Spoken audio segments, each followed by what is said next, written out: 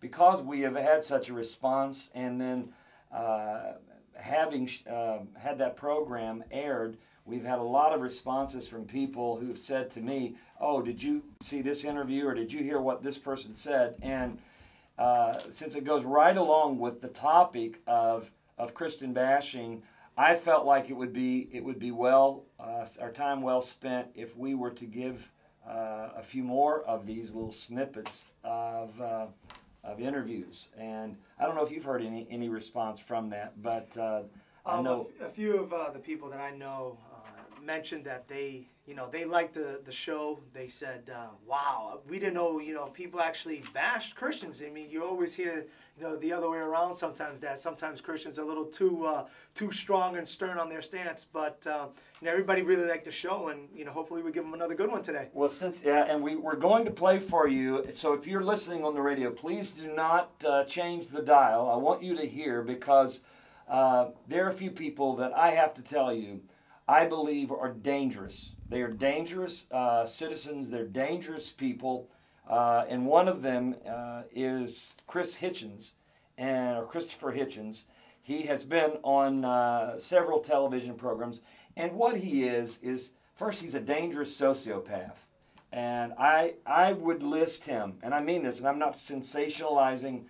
I believe that this man needs to be profiled as a social terrorist. And I mean that. I'm not sensationalizing that. This man is a deviant individual. What he says purely for reaction. He says because he knows that it stirs at the very deepest hell beliefs and standards we have as Americans. Who would go on television after a man like Dr. Jerry Falwell died? In fact, the day of, I believe, he died, and start denigrating the man, calling him unbelievable names, and including Pat Robertson and Dr. Billy Graham as well. And it's unbelievable. Let me just follow up on that, because he has denigrated some of our finest religious leaders. As I said, Dr. Billy Graham, Dr. Falwell, the late Dr. Falwell, celebrating his death. He, along with Bill Maher, celebrated the death of Dr. Falwell, talking down about him like he's a Dutch uncle, and including Pat Robertson. And every time I see this guy, he has this gloomy, saturnine pall over him. I really believe the guy is dangerous. He's disgusting, he's despicable, he's loathsome, he's reprehensible. And quite frankly, if I never hear the guy spout that venom again, it would be too soon for me. Now, you heard it for yourself, the kinds of semantics that this man has used. The reason he does this is, A, because I think he truly hates Christians. There's no question about that. You think? But yeah. B, who else would give him an audience? Because he says these outlandish things.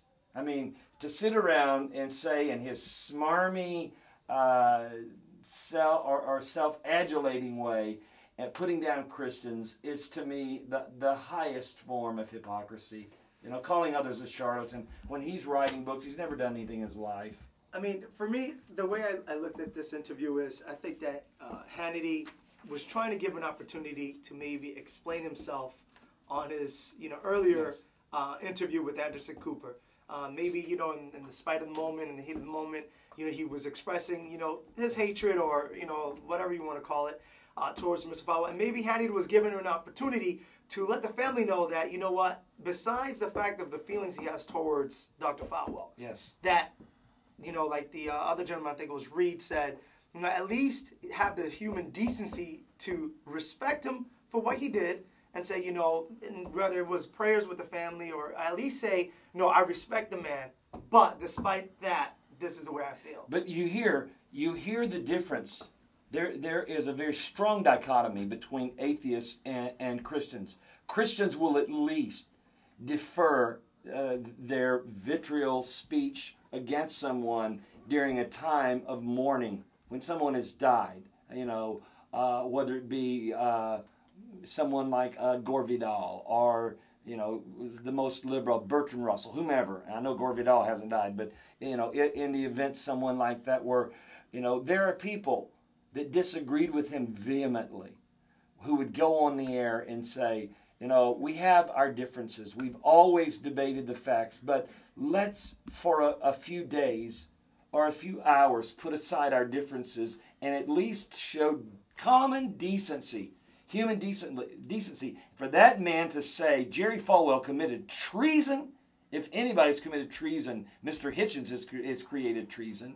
Whether or not he's even a citizen, I'm not sure. But to me, that is the highest form of treason, to say the things that he has said about our Christian faith and what we believe as a nation, because this is a Judeo-Christian founded nation. I could go back through our historical documents, our extant writings, and you can find it, you can see it in the building or planning of our institutions, whether it's a Harvard or a Yale. You will find that they were built and established for the propagation of the gospel of Jesus Christ. I don't care what any atheist says. Those were the foundations upon which this nation has been built upon.